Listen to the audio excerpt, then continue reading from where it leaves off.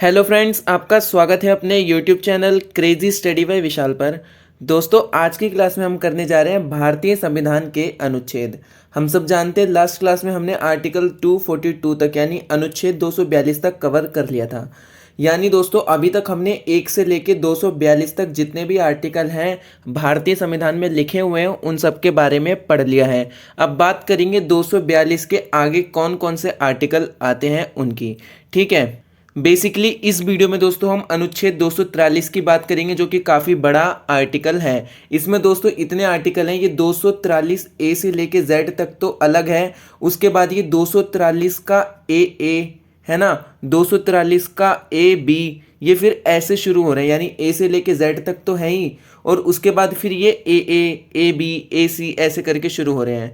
तो इसमें हम जानेंगे कि अनुच्छेद 243 क्या है और कौन कौन से महत्वपूर्ण अनुच्छेद हैं। ठीक है दोस्तों, अब तक दोस्तों हम संविधान के भाग 9 तथा 9A तक जो है पहुंच गए हैं, जो कि स्थानीय स्वशासन कहलाता है, यानी लोकल गवर्नेंस, स्थानीय स्वशासन। ठीक है, इसमें दोस्तों हम बात करेंगे आर्टिकल 243 की ए से लेके ओ तक, जो कि पंचायत को कवर करता है, और अनुच्छेद 243 की जो कि पी से लेके जेड तक नगर पालिका के बारे में कवर करता है। ठीक है, विस्तार से पढ़ेंगे हम क्या क्या लिखा हुआ है इसके बारे में। तो चलिए शुरू करते हैं अपने आज की वीडियो। और वीडियो शुरू करने से पहले दोस्तों, अगर आप हमारे चैनल पर नए हैं तो उसको सब्सक्राइब जरूर करना और ये बेल आइकॉन को प्रेस जरूर करना, ताकि आने वाले सारी नोटिफिकेशन आपको मिल सके। और दोस्तों, वीडियो पसंद आई हो तो उसको लाइक, शेयर और कमेंट जरूर करें। ठीक है दोस्तों, चलिए स्टार्ट करते हैं अपने आज की वीडियो। सबसे पहले दोस्तों बात करेंगे स्थानीय स्वशासन की शुरुआत कहाँ से हुई थी। यानी जो लोकल गवर्नेंस, स्थानीय सुशासन है, इसका मतलब होता है कि जिस स्थान पे लोग रहते हैं वो खुद जो है अपना शासन करेंगे। जैसे हम सब जानते हैं ग्राम, जो कि गांव होते हैं उसमें पंचायत होते हैं, उसे कहते हैं लोकल गवर्नेंस। ठीक है, तो सबसे पहले ये जो शुरुआत हुई थी ये 1882 में शुरुआत हुई थी। स्थानीय सुशासन की भारत में शुरुआत हुई थी। इसका जनक कौन है? Lord Ripon. दोस्तों, लॉर्ड रिपिन जो है 1880 से लेके 1884 तक भारत का वायसराय रहा था, और इसी ने जो है भारत में स्थानीय स्वशासन की शुरुआत की थी। इसीलिए लॉर्ड रिपन को भारतीय स्वशासन का जो है जनक माना जाता है। ठीक है, उसके बाद दोस्तों जब हमें स्वतंत्रता मिली तो स्वतंत्रता के पश्चात हमने एक पंचायत के ऊपर कमेटी बनाई, जो कि बलवंत राय मेहता समिति है, जो कि काफ़ी प्रख्यात है।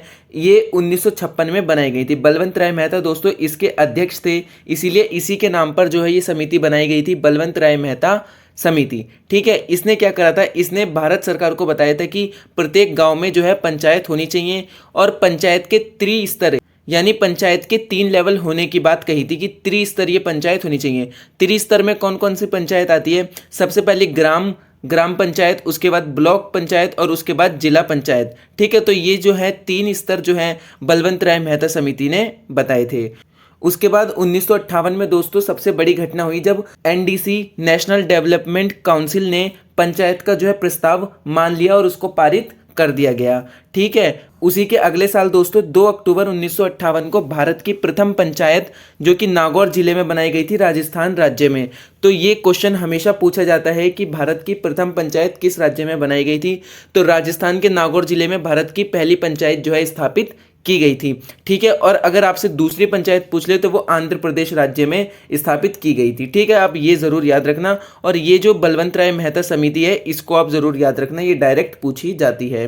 ठीक है, उसके बाद दोस्तों पंचायत स्थापित होने के बाद कई और समितियां आई, जो कि 1977 में आई थी एक अशोक मेहता समिति, 1985 में आई थी राय मेहता समिति, और 1987 में आई थी सिंधी समिति। इन तीनों समितियों के बाद एक समिति आई जो कि 1988 में आई थी, पीके थुंगन समिति। इसने पंचायत को संवैधानिक दर्जा दिया। यानी दोस्तों ये जो पीके थुंगन समिति है, इसके कहने पर ही पंचायत को भारतीय संविधान में ऐड किया गया था। ये जो आप आर्टिकल 243 पढ़ रहे हैं, इसको जो है इसी समिति के कहने पर जो है भारत के संविधान में ऐड किया गया था। ठीक है, कैसे कैसे ऐड किया गया था? सबसे पहले 73वें संविधान संशोधन अधिनियम 1992 के द्वारा भाग 9 को अनुच्छेद 243 के ए से लेके ओ तक जोड़ा गया। यानी भाग 9 जोड़ा और अनुच्छेद 243 ए से लेके ओ तक भारतीय संविधान में जोड़ा गया।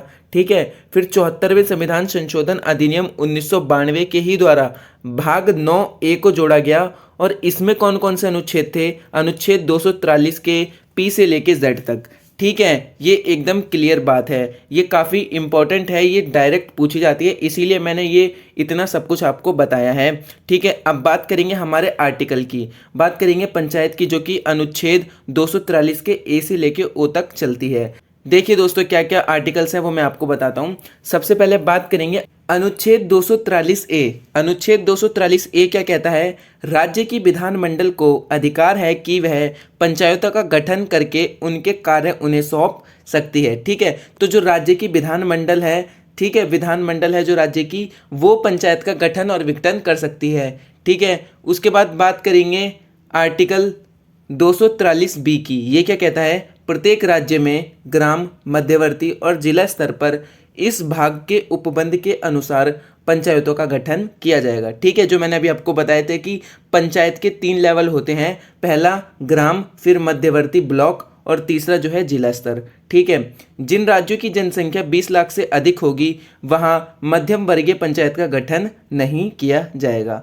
ठीक है दोस्तों, उसके बाद बात करेंगे अपने अनुच्छेद 243 सी की। ये क्या कहता है? ग्राम स्तर पर किसी पंचायत के अध्यक्ष का निर्वाचन ऐसी रीति से जो राज्य के विधानमंडल द्वारा विधि द्वारा उपबंध किया जाएगा, और मध्यवर्ती स्तर या जिला स्तर पर किसी पंचायत के अध्यक्ष का निर्वाचन उसके निर्वाचित सदस्य द्वारा अपने में से किया जाएगा। ठीक है दोस्तों, इस पूरे आर्टिकल का कहने का मतलब है कि जो ग्राम स्तर है, ग्राम स्तर पर अगर हम किसी अध्यक्ष का जो है निर्वाचन कर रहे हैं, तो वो विधानमंडल द्वारा जो विधि तय की गई है उसके अनुसार जो है ग्राम स्तर के पंचायत का जो अध्यक्ष होगा उसका जो है निर्वाचन होगा। ठीक है, तो ये कहने का मतलब है अनुच्छेद 243 सी का।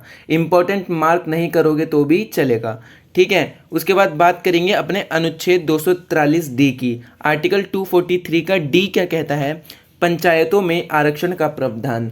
यानी दोस्तों, हम सब जानते हैं पंचायतों में भी आरक्षण है। पहला SC ST को आरक्षण दिया गया है, और दूसरा जो है 1/3 जो है महिलाओं को आरक्षण दिया गया है। इसीलिए आप कभी देखोगे जो गांव में महिला सदस्य होती हैं वो ज़्यादा पंचायत के लिए जो है खड़ी होती हैं। ठीक है, अब बात करेंगे अपने आर्टिकल 243 ई की। दोस्तों, मैं काफ़ी फास्ट करवा रहा हूँ, मैं नहीं चाहता कि वीडियो काफ़ी लंबी बने, इसीलिए मैं जल्दी जल्दी जो है आपको कम समय में प्रोवाइड करवा रहा हूँ। ठीक है, आर्टिकल 243 का ई क्या कहता है? पंचायत का कार्यकाल। पंचायत का कितना कार्यकाल होता है? प्रथम सत्र से 5 वर्ष का कार्यकाल जो है वो पंचायत का होता है। ठीक है, बात करेंगे आर्टिकल 243 एफ की। ये क्या कहता है? पंचायत के सदस्यों की योग्यताएं। क्या क्या योग्यता हो सकती है? भारत का नागरिक हो, ठीक है, न्यूनतम आयु 21 वर्ष हो, 21 वर्ष आयु कम से कम होनी चाहिए। आपने देखा होगा दोस्तों, जो छोरे होते हैं अपने देसी छोरे, वो क्या करते हैं, जब वो आर्मी की तैयारी कर रहे होते हैं तो वो गांव चले जाते हैं पंचायत का चुनाव लड़ने। कहते हैं कि भाई हम तो 21 साल के हो गए, हम जा रहे हैं पंचायत का चुनाव लड़ने, प्रधान बनने। ठीक है, तो इसकी जो आयु है वो 21 वर्ष होनी चाहिए, जो कि काफ़ी युवा पंचायत में देखे जाते हैं। ठीक है, और तीसरा, राज्य के विधानमंडल का सदस्य बनने की योग्यता रखता हो। यानी जो राज्य का विधानमंडल है उसके सदस्य बनने की योग्यता रखता हो। हम सब जानते हैं विधानमंडल में 2 सदन होते हैं, विधानसभा होती है और विधान परिषद होती है ना। तो इनमें से किसी का भी सदस्य बनने की योग्यता जो है वो रखता हो। उसके बाद बात करेंगे अपने अनुच्छेद 243 जी की। ये क्या कहता है? ये पंचायत के कार्य बताता है। पंचायत के क्या कार्य हैं? संविधान की अनुसूची 11 में ऐसे 29 विषय हैं जो पंचायत के ही कार्य हैं। दोस्तों, हम सब जानते हैं हमारे भारत के संविधान में 12 अनुसूचियां हैं। ठीक है, इन अनुसूचियों में जो 11वें नंबर की अनुसूची है उसमें पंचायत के जो है 29 विषय बताए गए हैं जो कि पंचायत के कार्य कहलाते हैं। ठीक है, और जो 12वीं अनुसूची है उसमें नगर पालिका के बारे में बताया गया है, और इसमें जो है नगर पालिका के कार्य हैं। ठीक है, अब बात करेंगे आर्टिकल 243H की। ये क्या कहता है? राज्यपाल द्वारा राज्य की पंचायत के लिए वित्त आयोग का गठन। ठीक है, जो राज्यपाल है वो राज्य की पंचायत के लिए वित्त आयोग का गठन करेगा। ठीक है, इसको इंपॉर्टेंट मार्क कर लेना, क्योंकि ये एग्जाम में पूछ लिया जाता है कि पंचायत का जो वित्त आयोग है वो किस आर्टिकल के तहत है। तो 243H है, उसके तहत पंचायत का वित्त आयोग गठित हुआ है। ठीक है, और 2020 में ये चर्चा में भी रहा था। ठीक है, उसके बाद बात करेंगे आर्टिकल 243I की। इसमें क्या लिखा है? राज्यपाल द्वारा राज्य निर्वाचन आयोग के गठन का प्रावधान। यानी जो राज्यपाल है वो राज्य में जो निर्वाचन आयोग है, पंचायत के लिए निर्वाचन आयोग है, उसका गठन करेगा। ठीक है, अब बात करेंगे आर्टिकल 243N की। ये क्या कहता है, विद्यमान विधियों और पंचायतों का बना रहना। दोस्तों जो भी विधियां हैं और जो पंचायत है वो बनी रहे, उसकी समीक्षा करना राज्यपाल की जिम्मेदारी होगी। ठीक है, उसके बाद बात करेंगे अनुच्छेद 243 ओ की। ये क्या कहता है, निर्वाचन संबंधी मामलों में न्यायालयों का हस्तक्षेप का वर्जन। यानी दोस्तों अगर कोई भी निर्वाचन संबंधी मामला है तो उसमें न्यायालय जो है हस्तक्षेप नहीं कर सकता। ठीक है, जब विधानमंडल को लगे कि जो पंचायतों का चुनाव हुआ है वो थोड़ा गलत तरीके से हुआ है, तो विधानमंडल की सहमति से न्यायालय जो है वो हस्तक्षेप कर सकता है, लेकिन डायरेक्ट तौर पर जो न्यायालय है वो डायरेक्ट पंचायत के निर्वाचन में हस्तक्षेप नहीं कर सकता। ठीक है, अब बात करेंगे नगर पालिका की। नगर पालिका के जो आर्टिकल हैं वो आर्टिकल 243 का पी से लेके जेड तक हैं। देखते हैं क्या क्या आर्टिकल है। अनुच्छेद 243 का पी ये क्या कहता है, प्रत्येक राज्य के लिए नगर पालिका का प्रावधान किया गया है। ठीक है दोस्तों, जो बड़े बड़े शहर टाइप होते हैं, गांव में हम सब जानते हैं पंचायत होती है, और जो नगर टाइप के होते हैं वहाँ पे नगर निगम नगर पालिका होती है। ठीक है, जैसे पंचायत के 3 लेवल होते हैं वैसे ही नगर पालिका के भी 3 लेवल होते हैं। देखिए अनुच्छेद 243 का आर ये क्या कहता है, नगर पालिका के स्तर, यानी नगर पालिका के जो 3 स्तर है पंचायत की तरह। सबसे पहला नगर पंचायत, जो कि इसको नाम दिया गया है गांव से नगर में परिवर्तित हो रहे क्षेत्र के लिए नगर पंचायत। ठीक है, नगर परिषद छोटे नगरीय क्षेत्र के लिए जिनकी जनसंख्या 3 से 10 लाख के बीच में है। और तीसरा है नगर निगम। नगर निगम बड़े नगरीय क्षेत्र के लिए जनसंख्या 10 लाख से अधिक होती है। तो जो दिल्ली में रहते हैं वहाँ पे आसपास में ज़्यादातर सबसे बड़े बड़े नगर हैं, तो वहाँ पे नगर निगम देखी जाती है, इसीलिए वहाँ के स्कूल भी जो प्राइमरी स्कूल होते हैं वो नगर निगम के नाम से होते हैं। ठीक है दोस्तों, अब बात करेंगे आर्टिकल 243 एस की। ये क्या कहता है, वार्ड समितियों आदि का गठन और संरचना।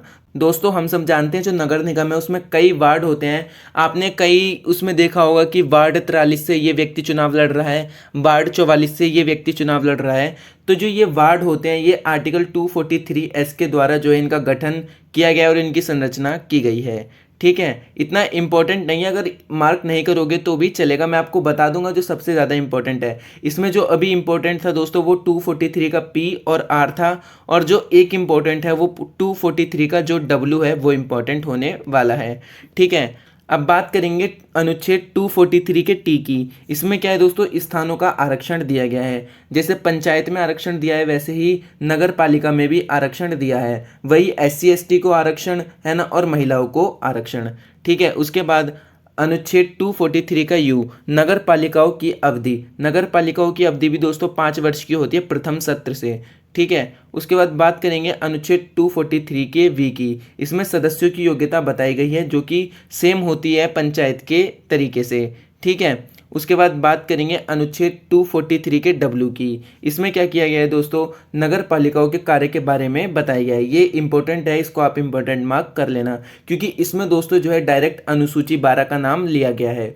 ठीक है, अनुसूची 12 में ऐसे 18 विषय वर्णित हैं जो नगर पालिकाओं के कार्य होते हैं। ठीक है दोस्तों, बात करेंगे अनुच्छेद 243 वाई की। इसमें क्या लिखा है, वित्त आयोग नगर पालिका की वित्तीय स्थिति का भी पूर्वावलोकन करेगा। ठीक है, जो वित्त आयोग होगा दोस्तों, जो पंचायत का वित्त आयोग होगा वो नगर पालिका के लिए भी जो है वित्तीय स्थिति का पूर्वावलोकन करेगा। ठीक है, उसके बाद बात करेंगे अनुच्छेद 243 जेड की। इसमें क्या लिखा है, नगर पालिका के लेखाओं की संपरीक्षा, यानी किसी राज्य का विधानमंडल विधि द्वारा नगर पालिकाओं द्वारा लेखे रखे जाने और ऐसे लेखाओं की संपरीक्षा करने के बारे में उपबंध कर सकेगा। ठीक है, तो जो विधानमंडल है दोस्तों वो नगर पालिका के जो लेखे जोखे हैं उनको देखने, उनको चेक करने या उनकी समीक्षा करने की जो है शक्ति रख सकता है और कानून बना सकता है।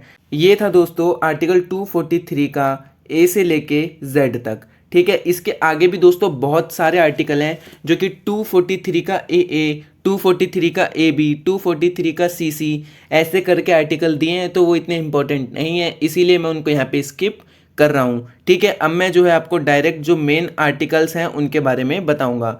जैसे अनुच्छेद 244, अनुच्छेद 244 क्या कहता है, इसका पहला पॉइंट है 5वीं अनुसूची के उपबंध, यानी असम, मेघालय, त्रिपुरा और मिजोरम राज्यों से भिन्न किसी राज्य के अनुसूचित क्षेत्र और अनुसूचित जनजातियों के प्रशासन और नियंत्रण के लिए लागू होंगे। यानी दोस्तों जो भारत की 12 अनुसूचियों में से 5वें नंबर की अनुसूची है, उसमें दोस्तों हम सब जानते हैं 4 राज्यों की जो जनजातियाँ और जातियाँ हैं उनके विषय में बताया गया है।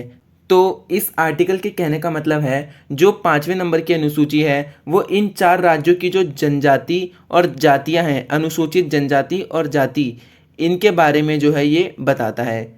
अब बात करेंगे अनुच्छेद 244 ए की। अनुच्छेद 244 ए क्या कहता है? असम के कुछ जनजाति क्षेत्रों को समाविष्ट करने वाला एक स्वशासी राज्य बनाना और उसके लिए स्थानीय विधानमंडल या मंत्रिपरिषद या दोनों का सृजन। यानी दोस्तों इस अनुच्छेद में असम में एक विधानमंडल या फिर मंत्रिपरिषद या इन दोनों का सृजन जो है वो बताया गया है। ठीक है दोस्तों। उसके बाद दोस्तों भाग 12 यहाँ पे शुरू हो जाता है जो कि संघ एवं राज्य के बीच संबंध को व्यक्त करता है, यानी relation between union and states. इसमें दोस्तों आर्टिकल जो है वो 245 से 300 के बीच जो है इस भाग में आर्टिकल आते हैं। इसमें हम जानेंगे कि कितने तरह के जो संबंध है वो हम राज्य और संघ के बीच में देखते हैं। पहला है विधायी संबंध, दूसरा है प्रशासनिक संबंध और तीसरा है वित्तीय संबंध।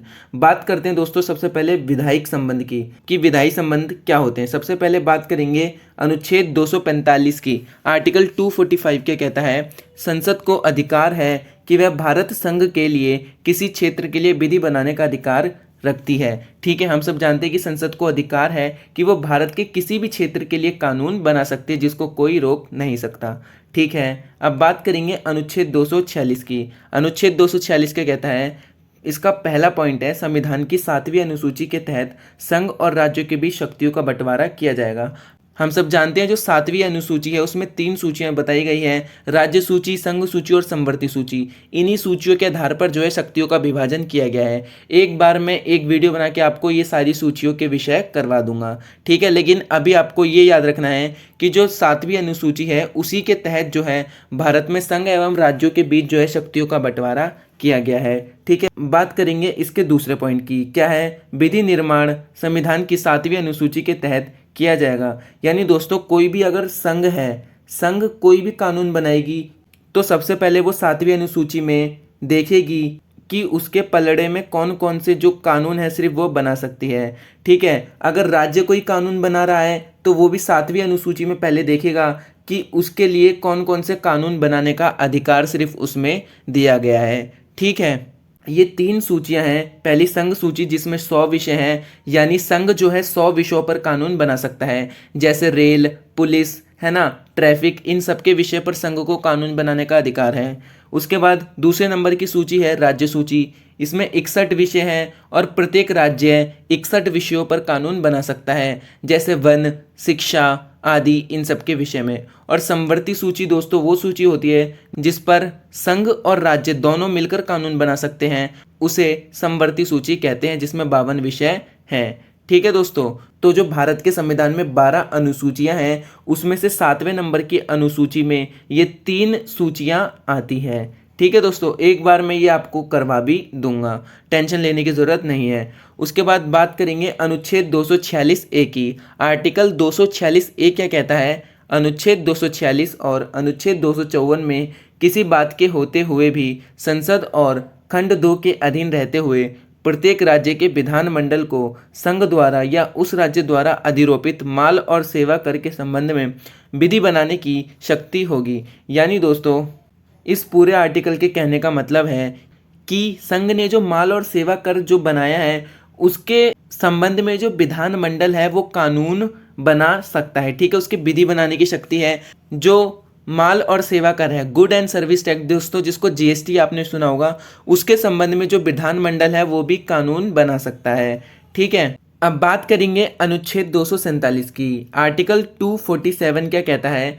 कुछ अतिरिक्त न्यायालयों की स्थापना का उपबंध करने की संसद की शक्ति। यानी दोस्तों इसको तो आप पढ़ के ही समझ गए होंगे कि जो संसद है वो कुछ अन्य न्यायालयों की जो स्थापना है उसको कर सकती है। फिर भी एक बार इसको देख लेते हैं। इस अध्याय में किसी बात के होते हुए भी संसद अपने द्वारा बनाई गई विधियों या किसी विद्यमान विधि के जो संघ सूची में प्रगणित विषय के संबंध में है अधिक अच्छे प्रशासन के लिए अतिरिक्त न्यायालय की स्थापना विधि द्वारा उपबंध कर सकेगी। ठीक है दोस्तों, तो ये वही कहने का मतलब है कि जो संसद है वो कुछ अतिरिक्त न्यायालयों की स्थापना विधि द्वारा कर सकती है। ठीक है। उसके बाद बात करेंगे अनुच्छेद 248 की। ये क्या कहता है, वह विषय जो किसी भी सूची में नहीं है तो उन पर केंद्र द्वारा कानून बनाया जा सकता है। यानी दोस्तों मैंने अभी आपको बताया था कि 3 सूचियां होती हैं, एक संघ सूची, राज्य सूची और समवर्ती सूची। संघ सूची वो सूची होती है जिसपे केंद्र कानून बनाता है, राज्य सूची वो सूची होती है जिस पर राज्य सरकार कानून बनाती है,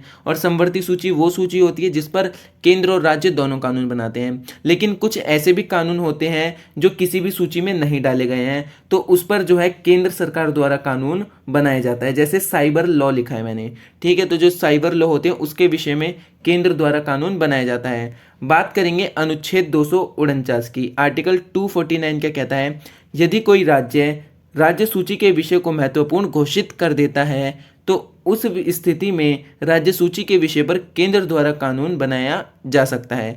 बहुत इंपॉर्टेंट आर्टिकल है दोस्तों, इसको इंपॉर्टेंट मार्क करेंगे क्योंकि इसमें कहा गया है कि कोई कानून है जो कि राज्य उसको इंपॉर्टेंट समझता है और वो राज्य सूची के तहत ही बना रहा है, तो जो केंद्र है, केंद्र भी राज्य सूची पर जो है कानून बना सकती है। यानी राज्य जो है अपनी ही सूची पर कानून बना रहा है, अपने लिए बना रहा है, लेकिन बीच में जो है केंद्र आ जाएगा और केंद्र उस कानून को बनाएगा और खुद जो है शहंशाह बनने लगेगा। ठीक है, तो इसके कहने का मतलब ये है कि जो राज्य सूची है, राज्य सूची पर जो सेंटर है, सेंटर जो है वो कानून बना सकता है। ठीक है, लेकिन जो राज्य सूची है वो सेंटर की जो संघ सूची है उस पर कानून नहीं बना सकती। ठीक है, तो ये पावर है जो संघ के पास है। उसके बाद बात करेंगे अनुच्छेद 250 की। आर्टिकल 250 क्या कहता है, आपातकाल की स्थिति में भी राज्य सूची के विषय पर केंद्र द्वारा कानून बनाया जा सकता है। ठीक है, अगर कोई इमरजेंसी लगती है हमारे भारत में तो उस विषय पर केंद्र द्वारा कानून बनाया जा सकता है। ठीक है, ये था आर्टिकल 250। तो ये थे दोस्तों अनुच्छेद 250 तक जो कि हमने अच्छी तरह कवर कर लिए हैं, और इसके बाद के आर्टिकल भी दोस्तों जल्दी जल्दी कवर कर लेंगे। पीडीएफ बनी धरिए, ठीक है, 300 तक हमें एकदम जल्दी से पहुंचना है। ठीक है, ये थी दोस्तों आज की वीडियो, और वीडियो पसंद आई हो तो उसको लाइक करना, चैनल को सब्सक्राइब करना, और प्लीज़ ज़्यादा से ज़्यादा अपने दोस्तों में शेयर करना ताकि उन तक जो है ये मेरी वीडियो पहुँच सके और वो भी इन अनुच्छेदों को कर सके। ठीक है दोस्तों, वीडियो देखने के लिए आपका तहे दिल से धन्यवाद। मिलते हैं नेक्स्ट वीडियो में।